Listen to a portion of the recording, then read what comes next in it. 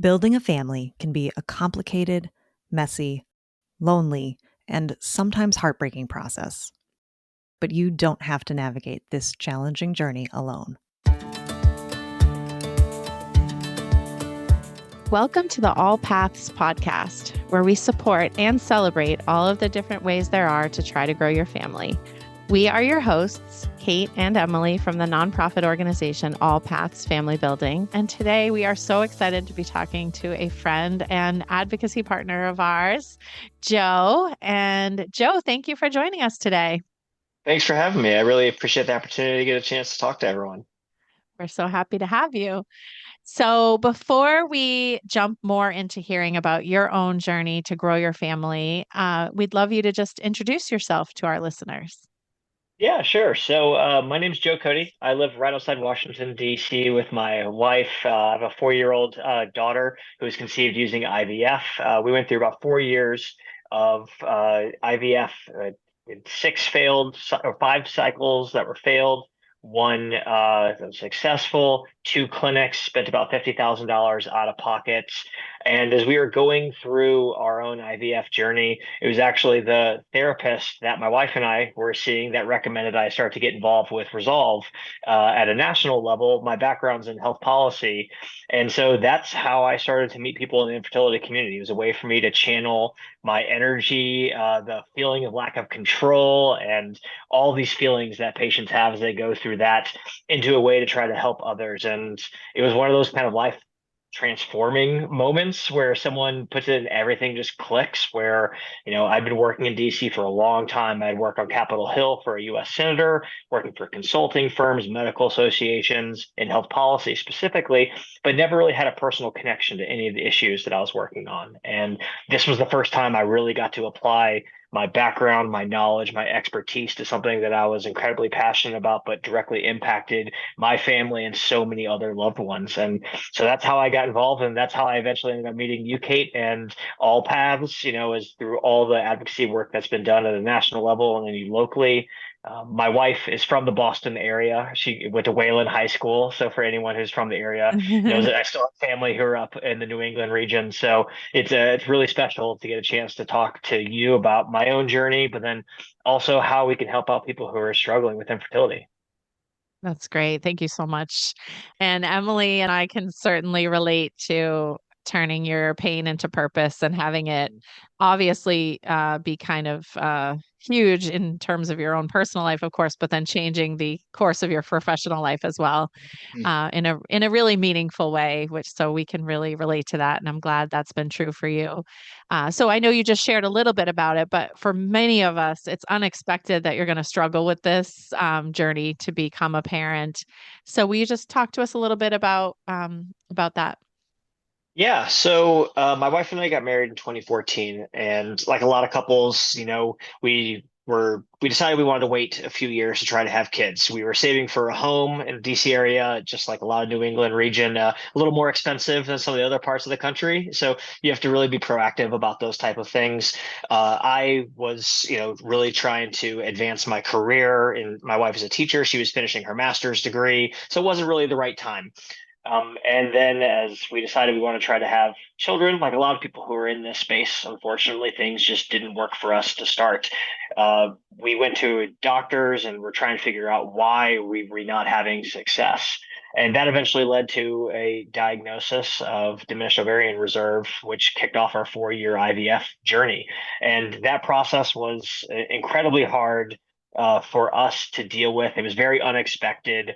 But it's one of those things where, as we look back on our own journey and the information, there were actually warning signs that were missed. And one of the reasons that I'm so big on trying to tell our story and having other people be able to share is so others can see what those warning signs are, where there were family members who had struggled to conceive. And we didn't know about that until we were public about our own IVF journey. And people started saying, oh, we had trouble also. That's information that, aunts and uncles probably should be sharing proactively with nephews and nieces to ensure that they, have the access to information they need.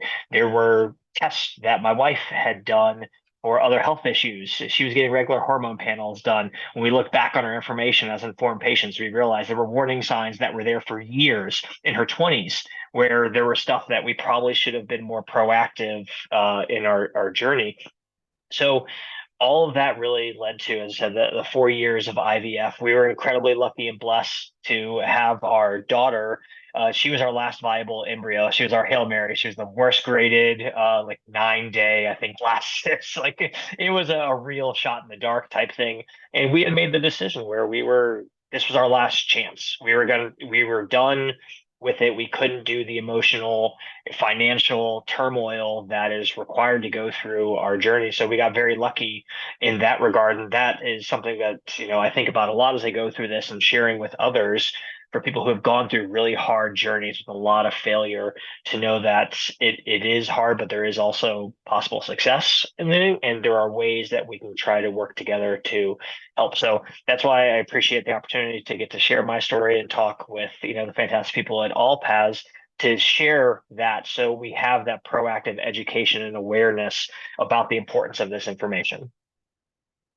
Yeah, and I think the story about those looking back at those hormone tests in retrospect, to me, that speaks to the silos in healthcare that are just so damaging. Like you were saying, you in retrospect were wishing you guys were more proactive, but to me, it's not on you to be proactive. It's like we need our clinicians to be thinking more broadly, even though you weren't currently trying to conceive at that time. They need to like see the big picture and say, I know you're here for X, but this information we just want to flag for you tells us why, the letter Y about this, so that you're aware of it for the future. So we're so glad that obviously that you're parenting, and also about everything else that you're doing. Thank you. I appreciate it. It means a lot to get the opportunity to, have the position that I'm in now, to be able to share our story and to help others, because it is so important. You talk about these silos that exist. And, one of the things that I'm really big on in terms of patient advocacy, not just the large A policy advocacy, is having those patients being able to proactively reach out to doctors, to ask questions, to really have that position. Because the unfortunate reality of our healthcare system is that our doctors often are not the ones who are doing that. Yes, exactly. They are just looking at one thing only. And the specialist system that the US has set up is really not designed to help patients who may have multiple issues. And we know how complex fertility is, and the root causes are often unknown. They could be caused by 3 or 4 things, which could be treated by 3 or 4 doctors. So all of that kind of plays into what eventually led to, my newest thing that I'm working on with grain fertility. And we can talk about that a little later, but it really does show that there's so many people who have those similar experiences. Absolutely. Thank you for sharing that. But I wanted to jump back to something you said earlier about the importance of sharing health information among family, but also just how a family building journey can impact your relationships with your partner, if you have one, with friends, with your extended family. Can you talk a little bit about how you saw that dynamic maybe change or play out as you were going through your own fertility treatment? Yeah, it was. I mean, it was the hardest thing my wife and I have ever gone through, and I think a lot of people, like, unfortunately, a lot of people don't make it through. It's such an emotionally charged issue that no one expects to go into as a couple. And, if you are not prepared for that, and even if you are, like, it's so hard for people. Sometimes you just can't deal with it. And it unfortunately leads to, couples breaking up, marriages ending, all sorts of, bad things that we know happen to people. And as we were going through our journey, actually early on in our diagnosis, my wife's mother, she had metastatic breast cancer, and she ended up passing away. And we knew at the diagnosis, that odds are she probably was never going to get a chance to meet our grandchild if we were successful. And that's a hard thing for people to have to carry, for my wife to have to think about this constantly as her mother is passing away, that, she really wanted to be able to do this. And we wanted to be able to have that. And our daughter's actually named after my mother-in-law as a way to honor her. But it's one of those things that we tell this story because patients are carrying this, as they go through that. It isn't just the physical components of it or the financial components. It's these emotional and these other things that people carry as they go through their fertility journey. And as we started to talk about this a little more, the first year or two, we were very closed about our IVF journey. We were not telling people we were undergoing treatments. We had very close family members who knew only, but most people had no idea. So we were struggling in silence, like a lot of people are across the country and the world. But as we started to talk about it more and more, we actually started to have friends and family reaching out to us and telling us about their own journeys. We had them telling us that they had struggled, or friends or coworkers who were like, "Oh, we just got diagnosed. We're starting treatment next week. We're going through this process also," which was incredibly reaffirming and reassuring in ways to know that we're not alone in this. And that's where, us being able to tell our stories when you're ready is so important. So that way people know they are not alone when they go through this. There are organizations who are built by people who have gone through this, who are there to help. There are mental health professionals who are there to be able to help you. And it's incredibly important to get that help as you go through that process. And so, it was one of those things where as we went through everything, you look back on it, was there stuff we could have done better? Do we wish we would have been able to share our story a little bit more? But I think it evolves over time and everything does happen kind of for a reason when it comes to those type of things. And it was only when we were ready to accept it and to have that type of, it's not closure, because I don't think you ever get closure from something like this. There's always something missing from, what our quote unquote ideal, family was going to be. My wife and I are both from large Irish Catholic families. I have 5 siblings. She has 4. We have, 20 something uncles and aunts that we see very regularly. But we know our daughter is going to be an only child, and that's a very hard thing for someone to constantly think about. And my daughter's 4 now. She was asking us last night, when am I going to have a sibling? That's a very hard thing to have to explain to a 4-year-old that that's not happening. We do not have the ability to do that emotionally, financially, and physically to go through that process. So there's a lot that still goes into that. And, one of the things that, this is another form of therapy for me still. I'm constantly always working on this, and telling our story is a way that we can continue to try to build off of it. Yeah, absolutely. And I mean, the emotional journey of this, as you said, to me never ends. And the physical part of it may end or does end usually, but the emotional one is always ebbing and flowing, I feel like. And I can obviously very much relate to the unexpected situation of having a one-child family, which was not our vision either. And whenever our daughter asked about a sibling or for a sibling, I really literally felt like someone was stabbing me in the chest. It just hurt my heart so much. But I will say, over time, at least my daughter has started saying, "I'm so glad I don't have a sibling," which has been so nice. So it doesn't, in our experience, didn't last forever, that feeling. But when it's being said and asked, it's so hard. And so I really am sending love to you guys for being in that moment right now. It is really hard. So I would love to hear more about how advocacy has been healing for you. I don't know that I did realize or remember this, but when you first got involved with Resolve, the National Infertility Association, you were still trying, or were you already parents? Oh, you were still trying that. We were Yeah. still trying. That's great. So I'd love to hear more about how that has been healing for you. And I will just say personally, I before I had ever met you, I remember them talking about you when you were getting involved in Advocacy Day. And I was like, oh my God, they must have been so excited to have this person who has worked in government and lobbying and advocacy, but who also has this personal passion, giving of their time. So I remember hearing your name and hearing your background and being like, yes, this is so awesome for you to give back in this way that's so tailored to your expertise. So, but how was it healing for you as well? Yeah, I think in a couple ways. One, it allowed me to when talking about this, and working in government affairs and lobbying for a long time, I know that the power of storytelling is the most important component of advocacy. Going to lawmakers and trying to have them relate to something that is incredibly personal is very hard, especially in today's charged political environment. But they have constituents, they have people who are struggling with these issues, with infertility, or with anything else that's happening. So it's important for us as advocates to be able to tell our story.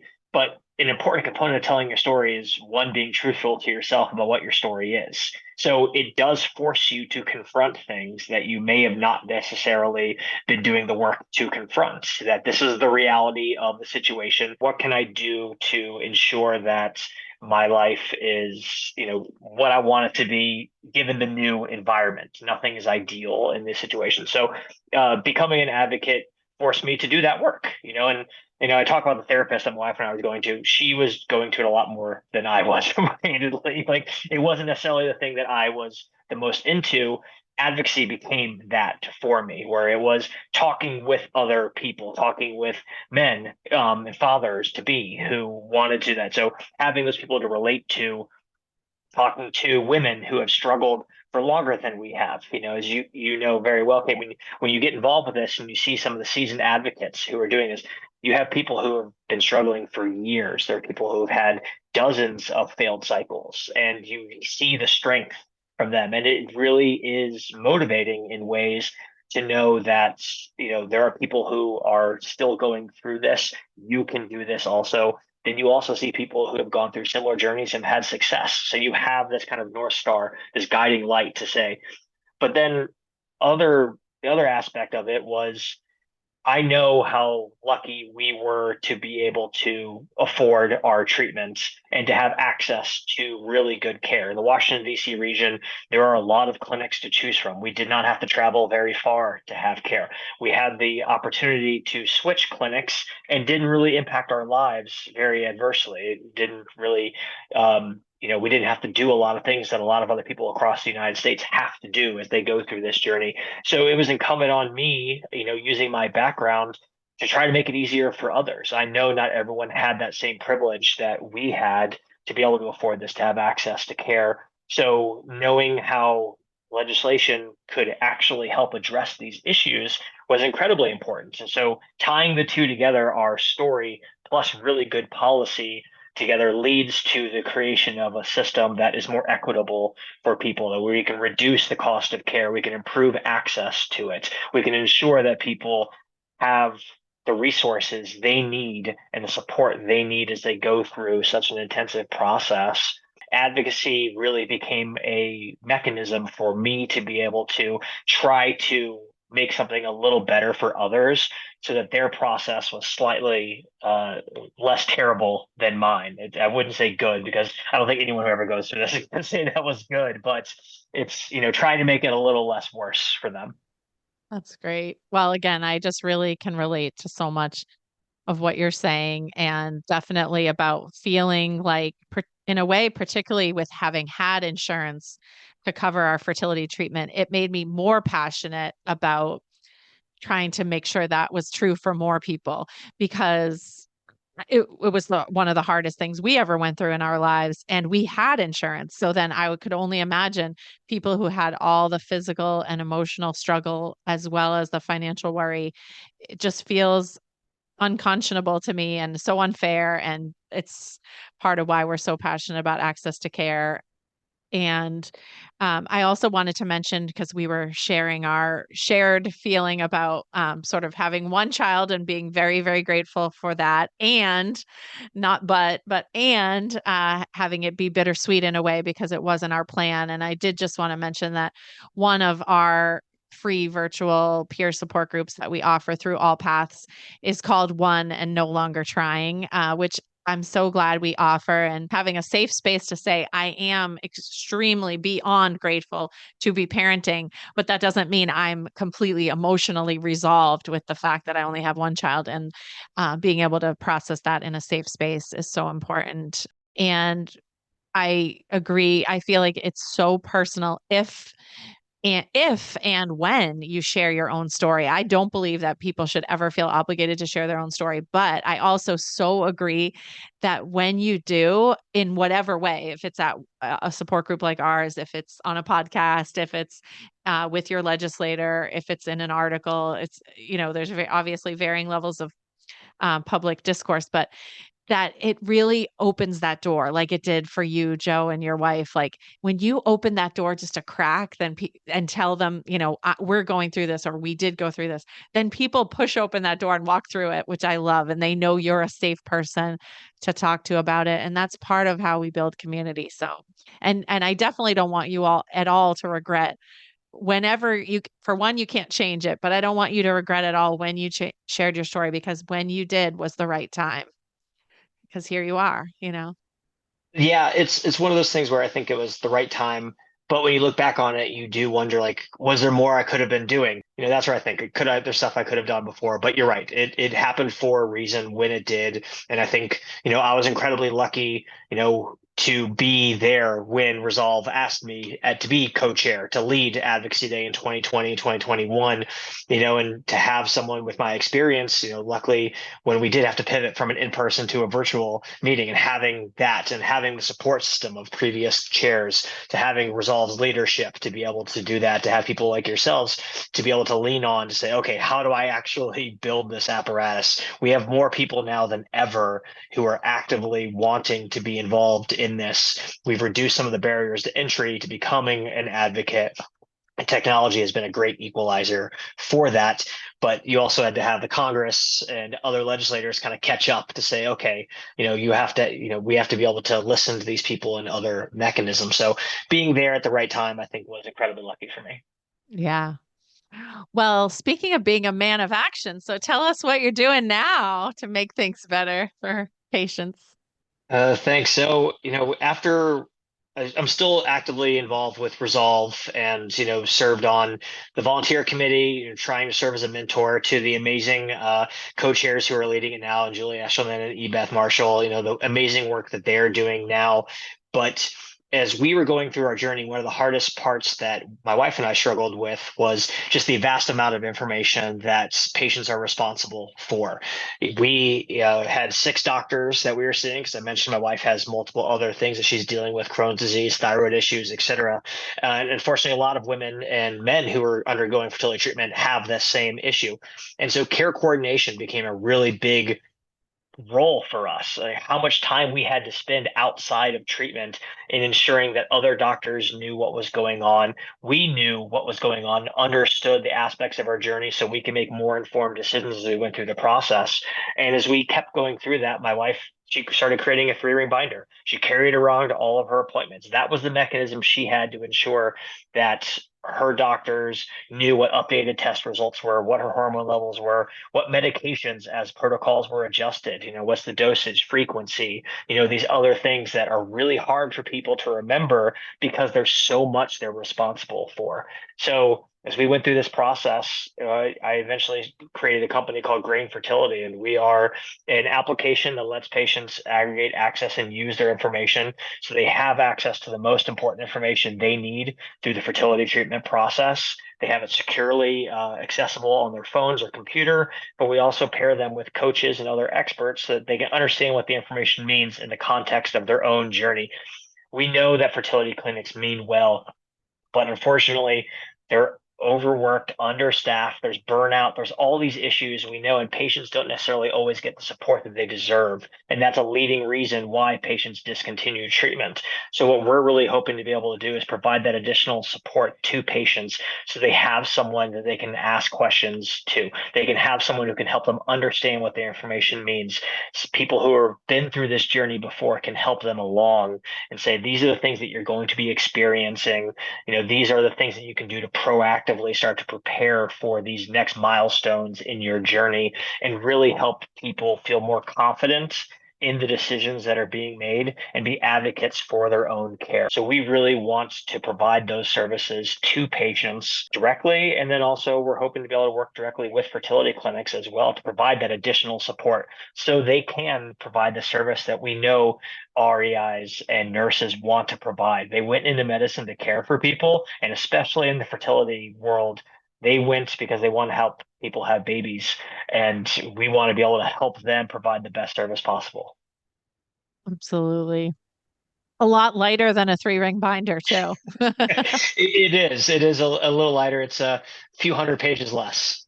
Yeah, you've basically made the electronic version of your wife's 3-ring binder and more, which is awesome. And I know I want to hear how Emily tracked her everything, but mine was my own like spreadsheet creation. My guess was something I still have the notes on something my phone. organized for Emily. Was there color coding? Was there color coding involved? Maybe. Color coding is a beautiful thing, Emily. It is. But yes, you're speaking to, believers. I think if I can, I think I feel confident that I can speak for Emily that if there was a grain fertility when we were trying to become parents, we would have been early adopters and supporters. So sadly, we're not philanthropists, or we would have been funders. But Yeah, that's also, yeah, I'm looking for that too. So, but I mean, you raise a really good point though. It's like I've heard some crazy stories of people and how they're trying to keep this up. And one of the things that I think is really important, and you talked about the color coding, and I use this anecdote a lot. My wife, she organizes all of her apps on her phone by color as opposed to like title or section or whatever, which is I think it's a crazy way. One, because I'm colorblind, so it's really hard for me to actually know which ones are there. But two, I'm a very analytical person. My apps are organized by title. So I have, business, I have personal, I have television, I have, social media, etc., by subject like that. And people organize information in different ways. And I think providing people with opportunities to express that information in different ways and find it in easier ways is really important because right now fertility clinics and other medical providers, they give you a patient portal where you have access to stuff, but it's really hard to find. It's not searchable. It's got a lot of medical jargon. So we actually created an intuitive labeling system that allows you to actually put in custom labels for your health information. So your records are uploaded in, you label it however you want, and you can search using your own terminology and find that information and then share it with others directly through the application like that. Because, I think personalization is really important, and one size fits all does not work in the fertility world. My journey is incredibly different than Emily's and Kate's, where every one of us have unique aspects to our own individual care, our own individual goals, our health history. All of those play into something where we're trying to have a more personalized fertility care experience that really treats that person as opposed to a population. I love it. It sounds like it's wonderful. Oh, as Kate mentioned, unfortunately, we can't, get on the ground floor with funding, but is the app live or are you still in development? It is. The app is live, so you can go to our website at www.grainfertility.com. We're on social media at Grain Fertility, so we're on Instagram, Facebook. We're constantly developing new resources and educational materials for patients. So everything from guides to egg freezing, initial consultation questions. So when you go into your REIs, what are the questions you should be asking as you're looking to see, is a fertility clinic right for me? If you're considering switching clinics, which no one really wants to think about that, but it's really important to have the understanding of what are you looking for in your RAI, what are you looking for in terms of results, goals, resources, et cetera, provided to you. Because as I mentioned, if you are a person who needs specific resources, you may be disabled, you may be an LGBTQ plus individual, you may be someone who's BIPOC who has additional specific needs, that fertility clinics should be working to be able to meet those with culturally appropriate educational resources. So these are things that we try to work with people to say, okay, these are what you should be considering, because all of this factors into not only your outcomes, but the experience that you have as you go through the process. So we are live. We have one-on-one coaching sessions. So if you go to our, like on Instagram, for example, you can directly book a free consultation with one of our fertility nurses to ask questions, to talk about your journey, see how we can help you to see if we're the right fit to be able to provide additional support as you go through your own journey. That's great. Yeah, and we'll put the resources in our show notes as well. But I'm glad you got to share that. about how to get more information and to connect with you. And do you share about support groups? I think you do. We do, yes, Yeah, we yeah. do. So we actually have, I believe, links to all Yes. paths on our trusted partner site, and anything we can do. So if there are others who are listening that are providing additional resources, it's a really good point. We're really big on collaboration and working with the community because there are so many people who are doing amazing things in the fertility community who are providing resources, everything from support groups to financial assistance to mental health, all these different things that people need as they go through this journey. Our job as a company and as on behalf of patients is to help connect them to the people who can help to reduce the amount of time a patient needs to spend searching for these things. So they don't have to do all this additional work on top of the already onerous process of fertility treatment. We know you have such a mental load that you're dealing with. You shouldn't have to do a bunch of extra work. And we're trying to work with organizations that we know are doing these for the right reasons and connecting patients to them. That's great. Thank you. Thank you so much. So, one way we like to kind of close every episode is to ask kind of the same couple questions to every guest, which is one, sort of more positively, what is something that you share or say to someone who maybe is currently trying to grow their family to encourage them or to give them advice? And then sort of conversely, what is something you wish no one would ever say again to someone trying to grow their family? Yeah, I think those are two great questions. And so for the first one is, what I always like to tell people, and this is based on my own experience, especially being a type A analytical person who wants to be in control of a lot of things, which probably isn't a shock to those of people who know me a little bit. But there is a lot of art to art, I always like to say, where as much as we would love to think of this truly scientific process where there are variables that need to be eliminated to figure out what's the root cause of infertility, what is the equation that leads to a baby? The unfortunate reality is there's so many unknowns and so many variables that we can't actually do that. And when early on in our journey, I tried to think of it that way is okay, one cycle failed, we can start to eliminate things and say, okay, what can we change? And then use it as an experiment. If we change one thing and we get a different result, what does that mean? The reality is that's not how fertility care is actually practiced, nor probably should it be. This isn't the same as some other diseases where you have a root cause, or you have a broken bone. There's a very specific way to treat that, and we know through hundreds of years of evidence that this is the proper way to do it to ensure that someone's bone heals properly, that kind of stuff. So I think early on in this process, understand that the doctors don't always have all the answers, and they're probably never going to have the answers. I want to be able to get science to the point where we can provide that. And Brain Fertility is actively working to be able to do that and work with people to be able to get that data, to be able to have more personalized treatment, et cetera.